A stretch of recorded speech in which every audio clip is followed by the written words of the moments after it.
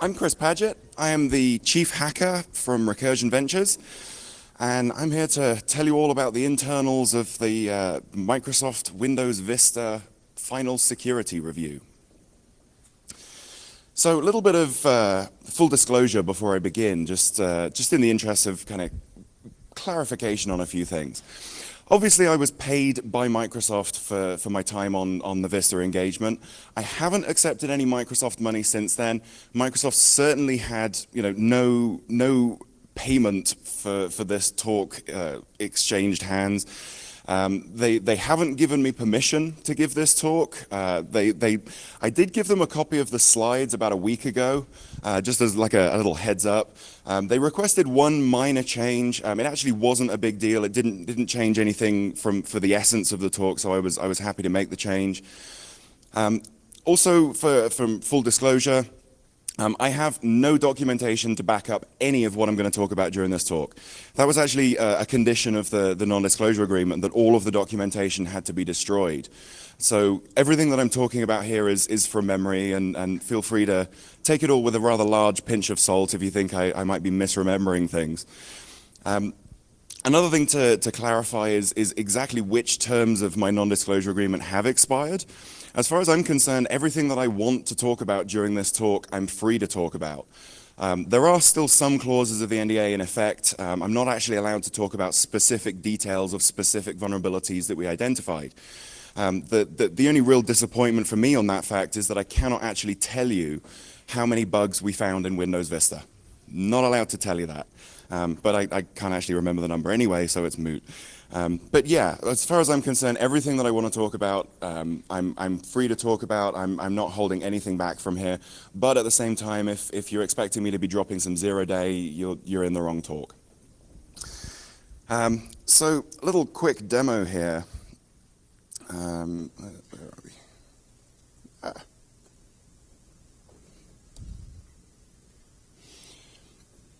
So this is a little application that I wrote just at the end of the Vista engagement. Counts down the exact number of seconds, corrected for whatever time zone you're in, until the Vista NDA expires. Apparently it has an integer underflow bug. Hey, so either it's, yeah, that's just not right. So yeah, suffice it to say, my NDA is no longer in effect. So, okay, a little more full disclosure here. First off, I don't run Windows wherever I possibly have a choice. I have two Windows machines on my home network. One is a dual boot machine that I use just for gaming. The other is just a little laptop that I use to run some hardware tools that just don't have open source drivers. That's the only two Windows machines that I have, and those are by necessity. In comparison to that, I have 30 or more active servers at home, my laptop, various places around the internet, all of which running some flavor of Unix. I am a total Unix head. I do not like Windows. I do not use Windows. Not a fan of it at all. I even take it as far as recommending that people switch away from Windows in a lot of different contexts.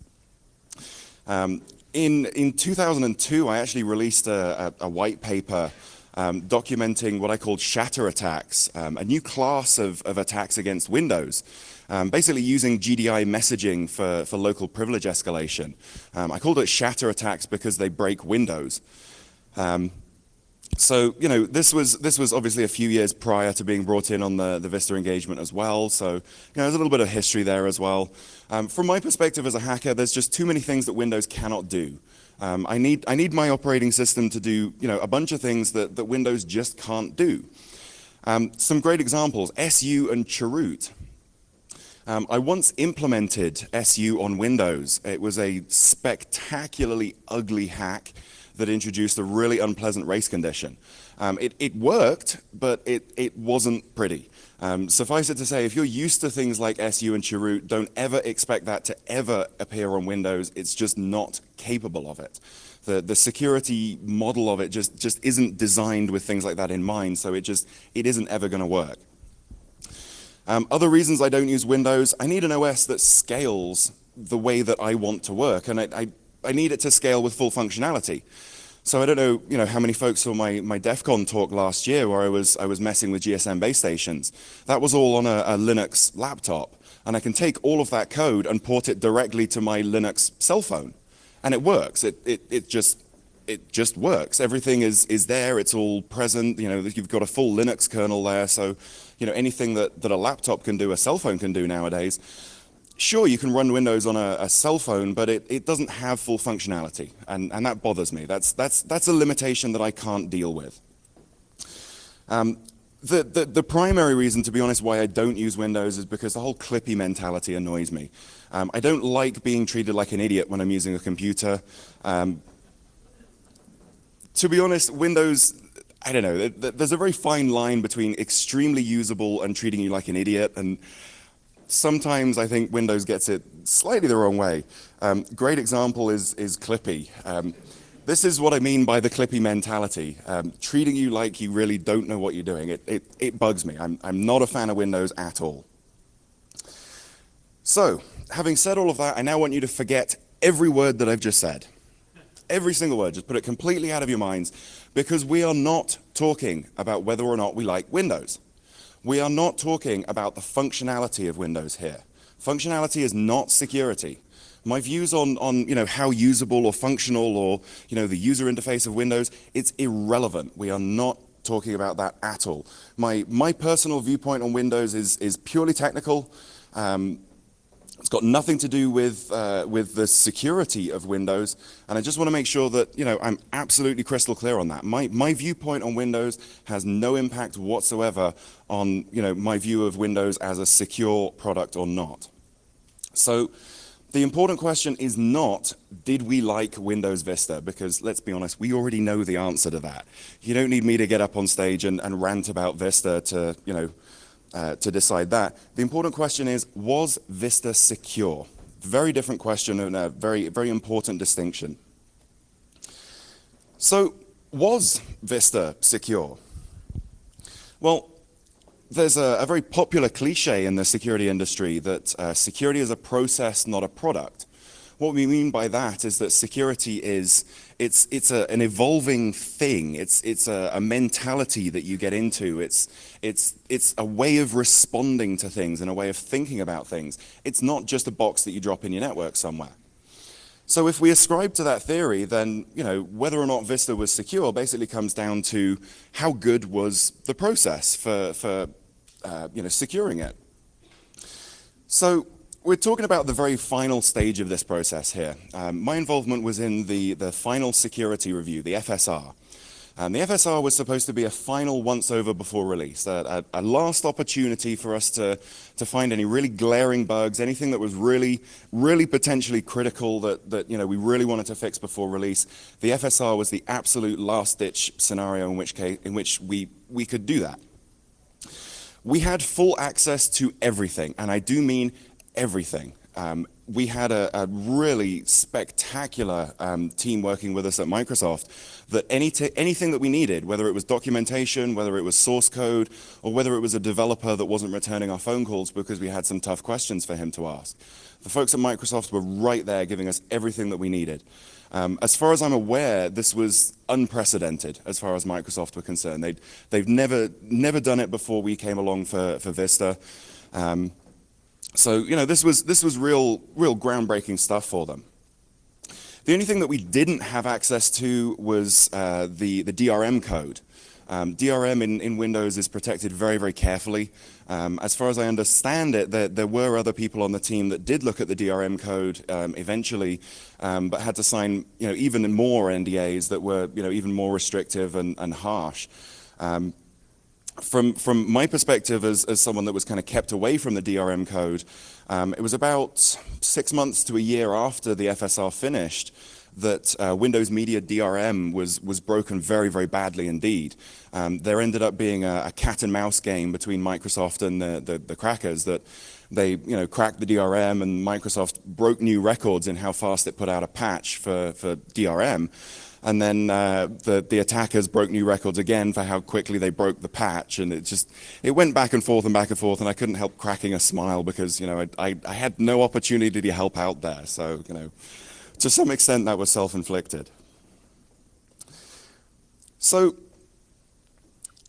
we called our final report. The reason I called this talk the good, the bad, and the ugly, this is what we called our final report on the security of Vista. We got together as a team and we said, let's brainstorm out a list of things that were good, things that were bad, things that were ugly. We got 10 of each. But to be honest with you, looking back on it now, if I was to rewrite that report today, it would be more like, here's a few things that we disagreed with. Here's a few bugs that we think you misclassified. Maybe a couple of process glitches here and there that we thought could be smoothed over. But then beyond that, a couple of little minor side effects, but here's a humongous list of everything that you did right. If I was to rewrite that report today, it really would be a case of here's a few odds and ends that we disagreed with, but basically you guys did the right thing here. I wanted to put this slide in. I actually added this slide because I wanted to make sure that this point got across before you all lost interest in my boringness. Microsoft's security process, in my opinion, is spectacular. SDL is a phenomenal process. I strongly recommend it to everyone that I ever have the opportunity to do so. Microsoft has really set the gold standard for how to implement security in a large, complex product through SDL. Please quote me on that. Please do. Microsoft has the very, very bad reputation for security, and in my opinion, it's very much undeserved. So let's put this whole thing in a bit more context. 5 years ago, that's what we're talking about here. We had seen Code Red, Nimda, and Blaster. Blaster was, fairly recent. So, certainly the concept of a worm was well established. But if you think back to Black Hat a year ago and how much our world has changed since then, 5 years is a long time in InfoSec. We hadn't seen Conficker or Stuxnet. We hadn't seen any of the really, insidious malware that, things that survive you formatting your hard drive, anything like this. We hadn't seen ransomware. It was just emerging as a concept.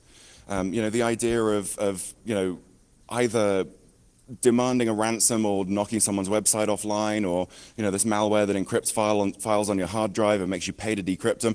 All of this stuff, the entire concept was new. The new hotness that we were excited about when we turned up at Redmond was local ownage via DMA. I don't know if you remember, but a few years ago, someone published a Linux distribution for iPods. iPods having a FireWire port. The idea was that you could plug your iPod into someone's FireWire port. It would read and write kernel memory directly over the FireWire port, because DMA gives you basically read-write access to physical memory. And the upshot of it is you plug the thing in and you hit enter and you're logged in. So, complete local ownage. This was the stuff that we were dealing with at the time as being new and interesting. LulzSec and Anonymous hadn't come about yet. The entire concept of hacktivism didn't exist. TJX, Google, RSA, all of these APTs, even APT hadn't been coined as a term of art. We were still calling them skilled determined attackers back then. And yes, I was a different gender back then, so lots of things have changed in the last 5 years. So what were we actually brought in to do? What was the meat of the engagement? Well, by the time that we arrived on site, Microsoft had completed a high-level risk assessment. And the way that this worked was they pushed out a questionnaire to every team with very simple questions on it. Very, very high-level, very simple questions. Do you handle credentials? If you can tick no on that box, then you are lower risk than anyone that ticks yes. That's kind of the level of granularity that we were looking at in that risk assessment. Do you process network traffic? If you don't process network traffic and you don't handle credentials, why are we doing a security review of you? Do you know what I mean? That's kind of the goal that we were getting to here. So by the time that we turned up, Microsoft had completed this process and come out with a big, long, prioritized list of everything. And had determined, these are high-risk items, these are medium risk, these are low risk. Obviously, we attack them in order of risk. So for each feature, and a feature here is a fairly atomic group of functionality, So for each feature, we'd start out with the documentation. We'd review the threat models, review the data flow diagrams, review whatever documentation the teams could provide. We then go and interview the teams. So we'd sit down with the project manager and we'd go through their architecture with them. It's actually a very, very interesting thing to do because you develop kind of this sixth sense for things. That, you know, when someone starts kind of shifting uncomfortably in their seat, you know, you're getting towards a topic that they really don't want to talk about, so you need to push that a little bit harder because there's bugs there, guaranteed. So we interviewed the project managers, developers, architects, you know, basically anyone that we thought would be useful to gain an understanding of the feature and how it worked. We then go back to the source code. If we, you know, had any concerns about possible implementation bugs, or, you know, maybe the answers from the team are a bit woolly, we'd go back to the source code and, you know, spend however long it needed to do a full source code review. And throughout the process, we're filing bugs as we went. So, you know, Microsoft had this continuous feedback system of, you know, how is the engagement going? How many bugs have we found? What rate are we finding bugs at? What's the best features? What's the worst features? All of this stuff, kind of continual data gathering. Our scope, this is kind of an interesting point, actually. For Vista, our scope was everything that had been added to the operating system since XP Service Pack 2. So essentially, we were testing everything that was advertised as new for Vista. But if you think about it, what about the, you know, 100 billion lines of legacy code, or, you know, however much code it is? I know that the machine that we were originally given to host a copy of the Windows code base didn't have enough hard drive space. We had to, you know, upgrade it just to deal with the volume of source code. So, you know, why were we confined to just new code? Well, the thing of it was originally scoped as a small engagement. The engagement started out as a team of, I believe, 4 people for 3 months. At the time, Microsoft had you know, recently completed this very interesting internal study that had come out with a price point of $250,000 per security bug. So they'd actually done a lot of data gathering internally about, you know, how much developer time costs and how much QA time costs and how much impact does a security bug actually have on Microsoft's reputation and how much does that cost. It's actually a really complex process to try and figure out how much a security vulnerability costs you to patch it and to QA it and to deploy it and you know, all the rest of it. But if you go through the process and you come out with a number like this, it's a spectacularly useful tool. Because you can do things like saying, well, you know, let's say for the sake of argument that us as consultants were charging $1 million. If we had found 5 bugs for that $1 million, Microsoft had won overall. So it was great having this $250,000 figure because there was no arguing about it. That had already been, you know, validated and accepted, and all of the logic for it had been agreed upon. So it was a done deal. And any time that you know, we found a bug, it was like, hey, this is $250,000 value, if need be. But in actual fact, the idea of this value of a bug had propagated so widely that we really didn't have to worry about it. You know, when people hear the term, you know, a security bug costs us $250,000, they pay attention. So overall, yeah, it was kind of a no-brainer for Microsoft. They you know, had this initial team for just a few months. They saw the number of bugs that we were finding, and basically on the spot at the end of the engagement, tripled the duration of the engagement, tripled the number of people on the test. So basically, you know, because of this $250K per bug figure, we scaled the penetration test up essentially by an order of magnitude. And came back in the new year with a, you know, much bigger team, much bigger scope, and a freshly delayed Windows Vista. They actually delayed Vista to facilitate the assessment. So at this point, I was going to show you a T-shirt, which unfortunately is put away so safely that even I can't find it. I will describe it at least. Imagine the Windows logo. Above it, it says, "I delayed Windows Vista." Signed by Brian Valentine, the VP in charge of Windows Vista development. He did actually tell us when he was signing them that he didn't want to end up seeing them on eBay. I don't think Black Hat's quite what he had in mind, but I think not showing it's in the spirit of that at least. But yeah, it was great. The fact that Microsoft pushed back the release of Vista to facilitate our assessment, to give us time to do what we were doing, phenomenal. So, as I said, our initial focus was on new features. Once we'd covered all of the high-risk code, we actually went back to Microsoft and said, look, you're leaving some fairly gaping holes here. There's, how about this SMB stuff? That's not in scope. You might want to look at that, guys. As it turned out, once we covered all the high-risk code, we were allowed to increase our scope to particular features that did concern us. SMB, I could not face that code. I really couldn't. It's such an ugly code base. I have ultimate respect for the folks that did end up reviewing SMB. I don't know if Felix is here, but yeah, the guy deserves a medal for code reviewing that. Another great source of problems was Ntfs. Our understanding at the time was that Ntfs was actually completely unmaintained by Microsoft. That it was such an ugly code base and such a nightmare to work with that the team had all left. That there was nobody left working on Ntfs, and that anytime a bug came out, it was kind of touched with kid gloves only just as much as was necessary to fix the bug, hopefully without the whole house of cards crashing down. So again, it was kind of an interesting code base to try and review, and lots of cruft in there. One of the things that we all kind of pretty much universally agreed was that Windows could actually be made a whole hell of a lot better if we just removed all of this crap.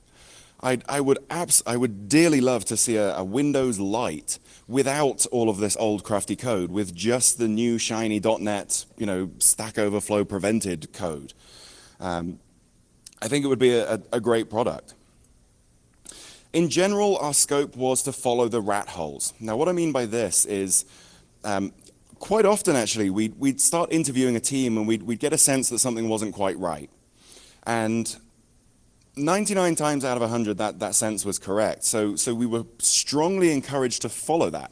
If we had an idea that there was a lurking bug that was kind of buried under half a dozen layers of abstraction, we were positively encouraged to go follow those rat holes, to find out where those tunnels led and what the eventual outcome was. Was there a security bug or not? So this leads to our second shirt. This is the official Windows Vista shirt. If I just hold it up here. So you got the Windows Vista logo on the front, pen test team on the sleeves.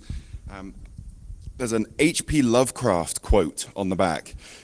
Searchers after horror haunt strange, far places.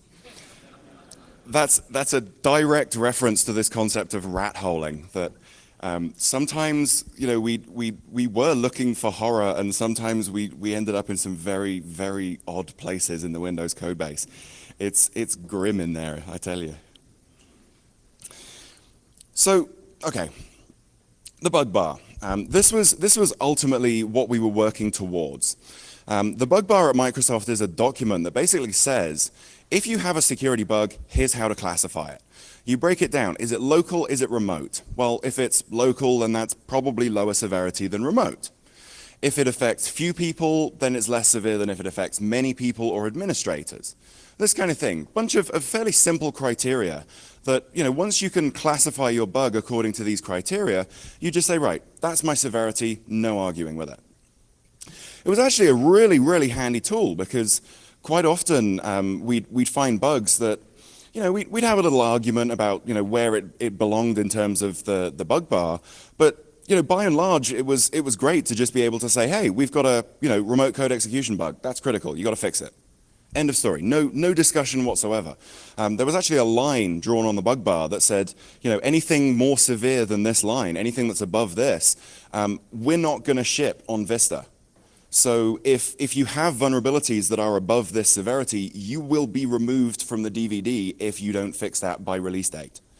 So spectacularly useful tool for us as pen testers, because we could say to folks, we could go to teams and say, look, you've got a remote code execution bug here. That's critical, which means you ain't making it on the DVD unless you fix this. Very, very cool tool. It did have limitations though. It's one of those things that it cut both ways. A great example of this We found a bug in Bluetooth. I'm not going to say any more than that, but it was a bug in Bluetooth. Not your average buffer overflow, certainly not easy to exploit by any means. We had a lot of back and forth with Microsoft about whether or not it was exploitable. We created a rather slick demonstration for it and eventually won the argument on whether it was exploitable or not. So it then came down to whether or not it was remote. And the thing of it was that I mentioned the line on the bug bar. With this particular bug, it came down to if we classified it as a local bug, it was below the line and it wasn't going to get fixed for the Vista DVD. If we classified it as a remote bug, then it was above the line and it would have gotten fixed for the Vista DVD.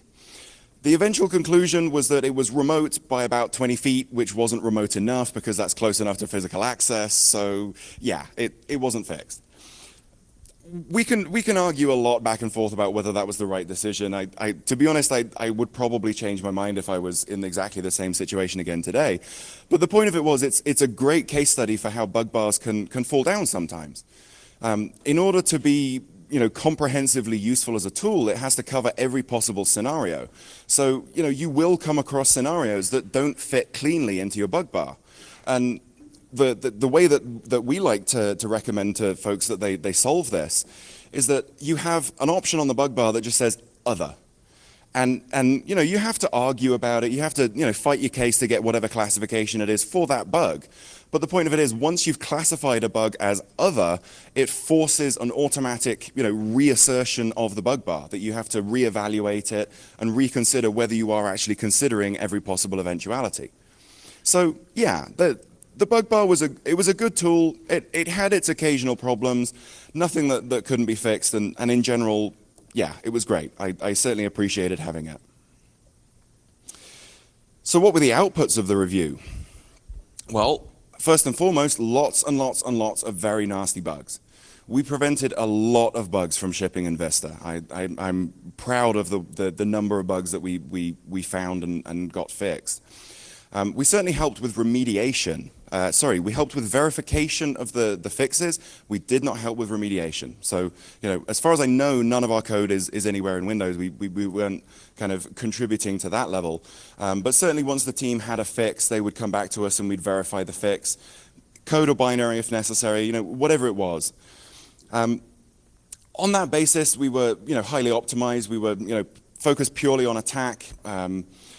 With the odd little bit of defense here, but because we were focusing so heavily on attack, we covered a lot of ground very, very quickly. And if you actually do the math on how many bugs we found and $250,000 per bug and how many consultants there were and how long we were there for and how much we cost, Microsoft really got good value out of it.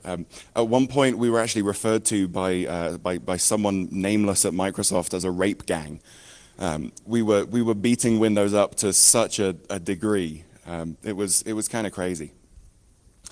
Other things that Microsoft got out of the review was some superb documentation, and I mean truly superb. One of the main criteria for passing the FSR was that features had to have complete threat models data flow diagrams. If they didn't have this documentation, then they didn't ship on the DVD, period.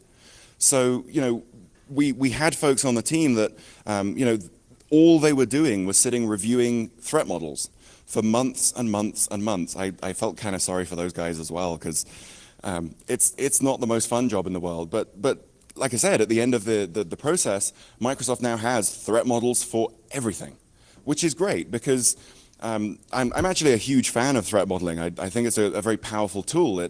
You can take feature A and feature B that interact in some way, and you can resolve the threat models against each other and figure out whether there's any potential security problems there.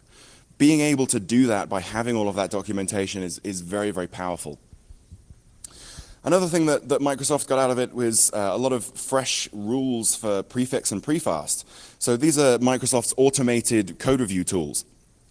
I forget what the difference is between them. I think one runs before the preprocessor, one runs after the preprocessor, something like that. It's essentially, these are spectacularly powerful code review tools that I really wish Microsoft would share with the rest of the world, because they really are very good.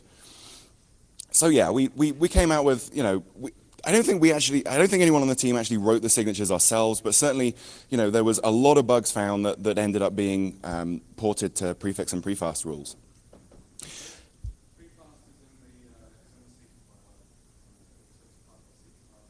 Okay. Okay. So apparently prefast is in the C compiler. Okay. Okay. So yeah, lots of new code review, automated code review tools, a lot of improvements to the process. This was the first time that Microsoft had ever done an FSR involving external consultants. So to some degree, the process was still new, it was still evolving, and we contributed a fair amount to the design of that process. And then in general, lots of knowledge about where there's holes in Windows. Lots of good places that you could just take a bucket and spade and start finding O-Day. Just lots of general purpose knowledge about which bits of Windows are good and which bits of Windows are not so good. So, lots of good stuff in addition to just the bugs. Some interesting tools that we came across. Microsoft has a thing called the Fuzzer Common Library. They don't actually abbreviate it to FCL, they abbreviate it to FUCL. I kid you not, the FUCL. So, FUCL is, I can't call it that anymore. FCL it's a general purpose fuzzing engine. So the idea of it is, if you've got a file format or a network protocol, you generate this XML document that describes the protocol of the file format, and you give that to this fuzzing engine. Now the engine has all of the cases in it for, here's a test case that looks for this specific type of integer underflow. Here's a test case that looks for a fixed length buffer of this kind. You've got all of the intelligence about what test cases to generate in FCL, and then you've got the XML that describes how to inject those test cases into the actual application. Very cool tool. The rule at the time, and this may have changed since, was that any part of Windows that was processing a network ultimately that opened a network socket or that parsed a file had to pass a very intensive FCL run. So they, hundreds of thousands of test cases, days and days and days of fuzzing, and it had to pass completely clean before it was accepted. So very, very cool tool. A lot of these file formats are spectacularly complex. And FCL is really good for raising the bar on the low-hanging fruit there. FUCL. Can I what, sorry? An intensive FUCL run. It's wrong. No. Another tool that we came across was a thing called X-Ray. X-Ray was a very neat tool that basically what it did was it traced security through Windows in the form of data or access control or whatever it could get a handle on, and allowed you to summarize very, very complex interactions in detail and just say, hey, there's a problem here because this privilege comes in here and it's over there and you can do this and that and the other and hey, you got a bug. This was one of the things that it could have been legit, it could have been bogus. We weren't actually allowed to play with it, so it's possible that it was a very, very cool proof of concept that didn't actually work. So who knows? It certainly seemed like a very cool tool to me. Oh, X-Ray is actually public now. Oh, awesome! I'll have to check that. I did actually Google for it, and I couldn't find any reference to it on the internet whatsoever. Ah, okay. So what is it called now? Ah, okay. So apparently it's changed name, but everyone still calls it X-Ray except for publicly. Thanks for that. Really. So I mentioned that predating the Vista engagement, I found these Shatter attacks. Vista was the first OS that Microsoft had released after Shatter. So this was the real opportunity to fix the thing. And it included essentially a GDI firewall. So you have, a network firewall that selects which protocols to allow to which servers. Well, there's a mechanism in Vista that essentially decides which GDI messages are allowed to be sent from which process to which process, so-called integrity levels. Of course, I wanted to look at this. I wanted to take it apart. I was basically told no. The reasoning that I was given was that, everyone knew that it was broken. It was accepted that it was broken. It was accepted that it didn't work, but it was a check mark in a box to make Brian Valentine happy. Yes, we have a fix for that. So yeah, I was basically told, please don't waste your time on it. We know it's broken. Just don't bother. So I didn't look at it. And then, as expected, when Vista was released, this was broken fairly quickly because the main way in which it's used is to provide another sandboxing mechanism for Internet Explorer. Well, we all know how that turned out. At the time I released it, I'd actually called Shatter unfixable. I actually still stand by that, even though I took a lot of heat for it at the time. Having seen what was done with it in Vista, it's still kind of fun. You have to kind of design around Shatter Attacks. One of the things that was very fun for me on the FSR, though, was to meet the developer who patched it. The way that the bug had actually been released, initially, this was way back in 2002, it had been kind of a battle to get Microsoft to recognize that it was a valid bug. And effectively, I ended up zero-daying them in order to force the issue. And meeting the developer who patched the flaw was fascinating because, I had just zero-dayed Microsoft. And I was, a little awkward and uncomfortable and worrying about lawsuits that were coming back because I just zero-dayed Microsoft.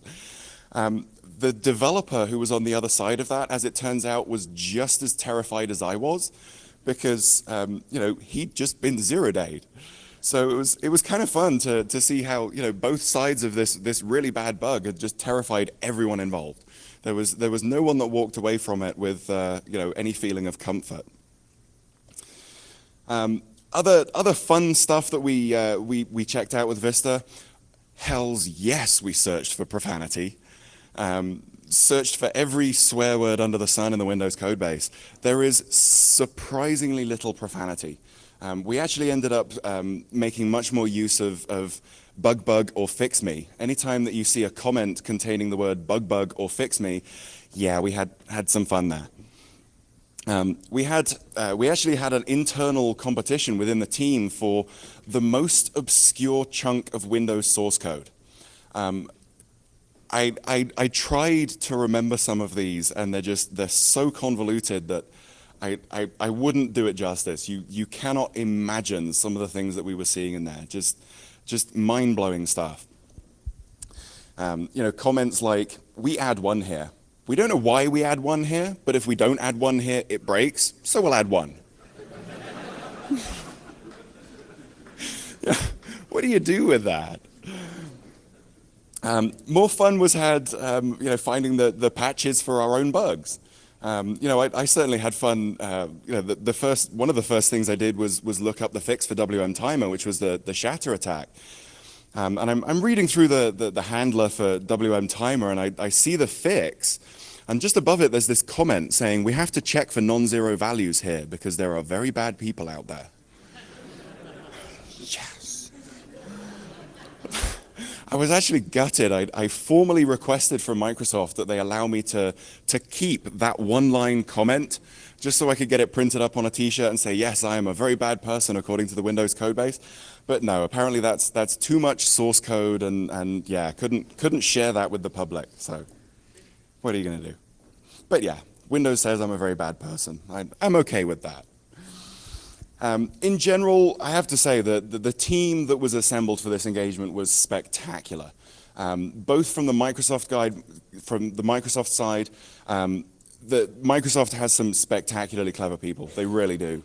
They've hired a lot of very, very good people who really know their stuff. And all of the consultants that were there as well were absolutely top-notch. Flown in from around the world, really, really good people, really good friendships made. Yeah, it was a real privilege to be part of the team, and I'm really glad that I had that experience. So, in conclusion then, was Vista secure? Let's kind of revisit this.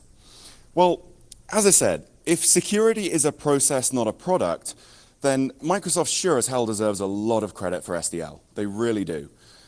Bringing us in to codify the FSR and to actually test what they'd done with SDL and with Vista, it was a huge gamble for them. It really was. It could have gone spectacularly wrong in many, many ways. It didn't. It turned out pretty good, other than certain people getting up on stage at Black Hat a few years later. They deserve a lot of credit. I mentioned earlier that Microsoft has this reputation for bad security. There's other companies out there that really deserve that far more than Microsoft do. You know who I'm talking about. Flash. So ultimately, yeah, SDL is fabulous. I'm a huge fan of SDL. In general, at Recursion, we're huge proponents of it. We love it. It's a great process. It has its limitations, as everything does. In our case, we do a lot of hardware assessment, hardware design, hardware penetration testing. So, there are certain ways in which SDL doesn't really work too well for hardware. One good example on this is patching. If you imagine the security, the cost model of Microsoft deploying a security patch, there's a fixed cost to develop the patch and QA it and test it and all the rest of it. And then they push it out and it scales immediately to as many machines as they need it to.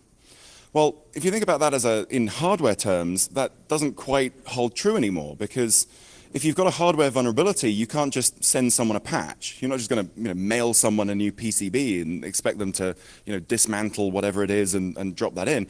So you've now got the cost of a service engineer. You can't just patch someone for free. Likewise, that cost scales with the number of devices in the field. It's not just one cost to develop one patch that then scales to as many people. Your costs scale with the size of your deployment. So, as I said, at Recursion, we're working on extending SDL and threat modeling in all kinds of hardware-centric ways that just weren't relevant for Microsoft. Ultimately, there was a lot of very nasty bugs that did not ship in Vista as a result of our assessment. That's all there is to it. Even if you argue that we only found low-hanging fruit because maybe we weren't going into as much detail in some of these features as we'd like, either way, we got a lot of low-hanging fruit, and I mean a lot of low-hanging fruit. So was Vista secure? To be honest, I don't know how to answer that question. I don't know how to answer that question about anything. How do you ever say that anything is secure? So again, you come back to the idea of security being a process, not a product. If security is a process, Microsoft has security right. They really are doing it right. So Vista was a giant leap in the right direction for security process and just security overall. They really deserve credit for it. So when I sent the slides to Microsoft, I invited them to bring someone up to respond for a few minutes. I don't know if anyone does actually want to follow up on that. If not, we'll just have a few more minutes for Q&A. Anyone from Microsoft want to take the stage? I don't know, whatever you want to say. It's your talk, not ours. Okay, fair enough. Alrighty, well, I reserve the right to redirect questions at you all. So, questions? Yes, at the back.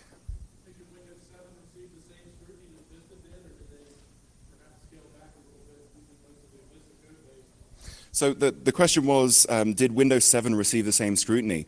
My understanding, I wasn't actually involved in the Windows 7 review. My understanding is that for Windows 7, it was actually significantly extended in scope. So in addition to all of the new code for Windows 7, they actually included all of the legacy code and all of the risk analysis and penetration testing and everything. So as I said, my understanding is that for the limitation that we faced in terms of new code only, that only applied to Vista and did not apply to Windows 7. So yeah, 7 should have received the full coverage as far as I'm aware. Yes? Check the 64-bit version of Windows Vista. Was it significantly more or less buggy than 32-bit?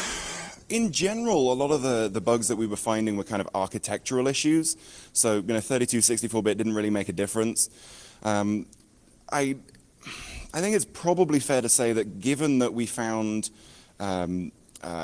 issues that were derived from incorrect handling of 64-bit data, those bugs will never affect 32-bit code, and there is no vice versa for that. So you probably could argue that the 64-bit code is less secure just because it has a new class of bugs that doesn't affect 32-bit code.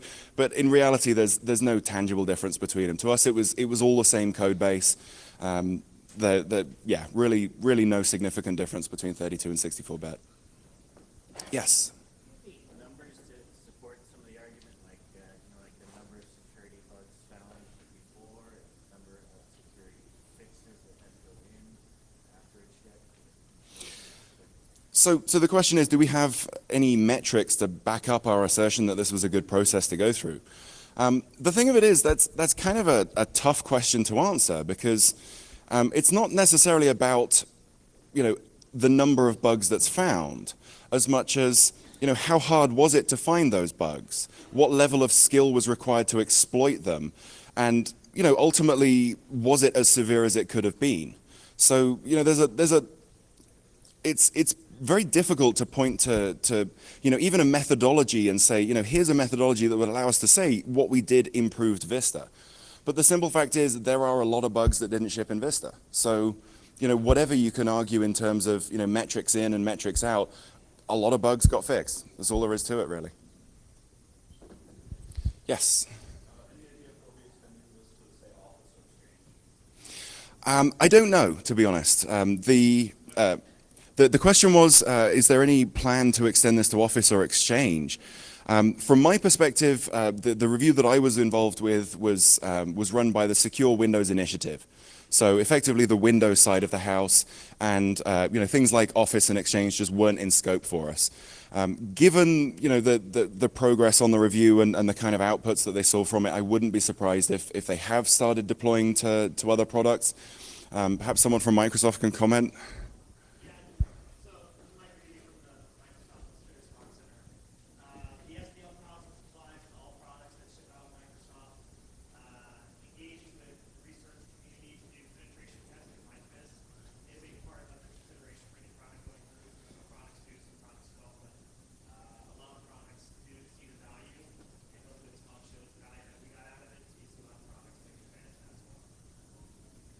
Thanks, Mike.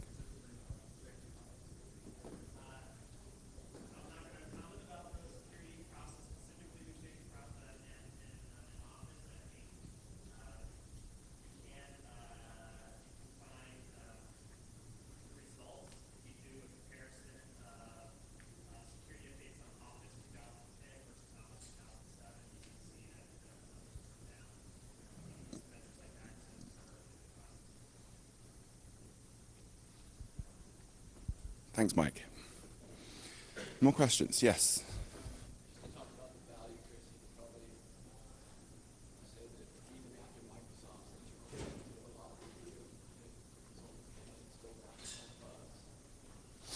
Yeah, it's a very good point. As Forrest was on the Vista team as well, and he raised a very good point that what we were doing was after all of Microsoft's own internal security. So this was literally the final stage, and they'd done everything that they possibly could internally, and they honestly expected us to come in and not find anything. I think that's a fair comment, wouldn't you say? Yeah. So the fact that we found so much was a surprise to us and a surprise to Microsoft. Any more? Oh, another question. Microsoft continues to patch monthly on Vista. Is there anything that surprises you that you didn't find? Not really. Microsoft continues to patch Vista on a monthly basis. Is there any bugs that I've seen that surprised me?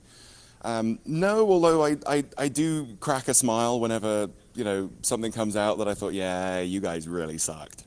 You deserve that one, kind of thing. But yeah, I mean, kind of tough to answer, to be honest. That wasn't really much of an answer, I'm sorry. Did that answer your question to any real degree?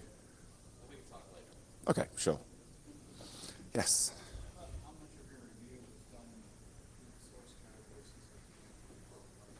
code? So the question was, how much of the review was done from source code versus binaries or other? In general, we started with an architectural review and then used the source code to back that up. So, if we talked to a team and were satisfied with their answers and they were really on the ball and, really knew what they were talking about, we wouldn't touch the code. But if something didn't seem right, maybe we had some questions that we didn't get the answers we were hoping for, at that point we'd dive into the code in as much detail as we needed to. So yeah, it was always there for us. We could just sit and read through it in as much detail as we wanted. But I think certainly I used it as a kind of a secondary data source, the primary being the actual people writing the code. Yes, at the back.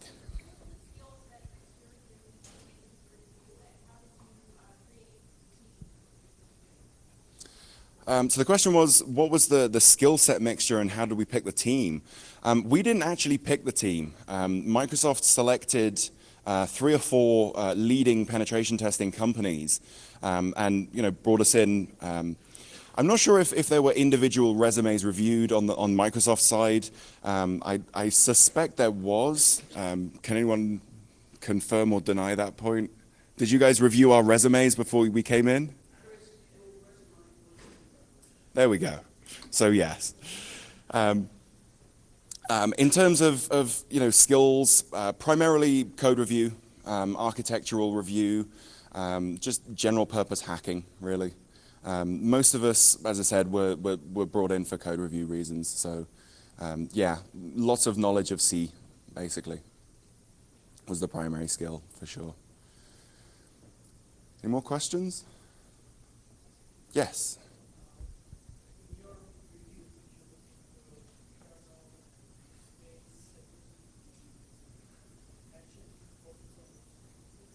So the question was, did we look at both the kernel and user space? Yes, we covered everything. Everything. The only major, well, beyond what I was saying about not reviewing the legacy code, the other big chunk of stuff that we didn't look at was drivers. But yeah, beyond that, certainly all of the kernel was in scope, all of user space was in scope.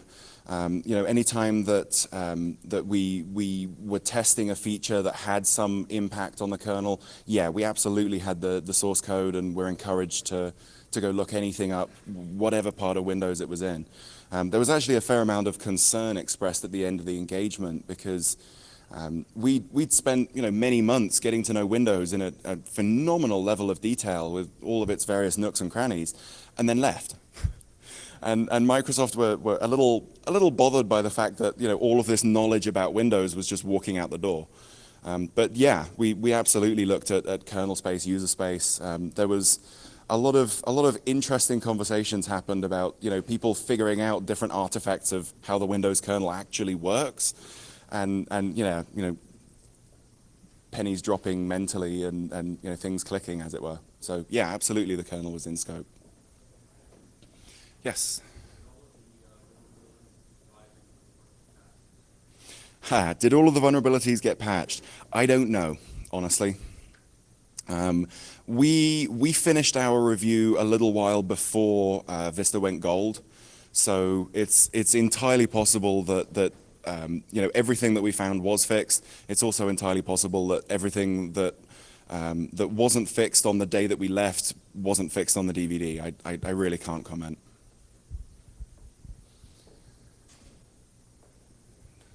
Yes, question at the back.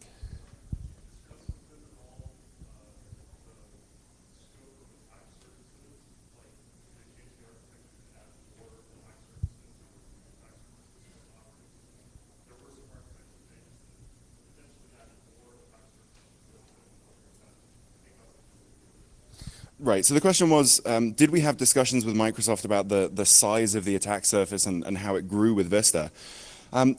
In some specific instances, yes, but in general, in the general case, we were brought in for the very final stage of the process. So by the time that we were brought in, the idea of the expanded attack surface had already been discussed ad nauseam and, had been accepted and whatever. So in some cases, yeah, we did find, specific issues that our recommendations were that, just close off this little chunk of attack surface. So yeah, I mean, that was definitely in scope for us, but I don't think it was a primary driver of the review because, like I said, we were brought in at the very end when all of those discussions had already been had. No more questions? Huh? Perfect. I'm a few minutes early then. All right. Thank you.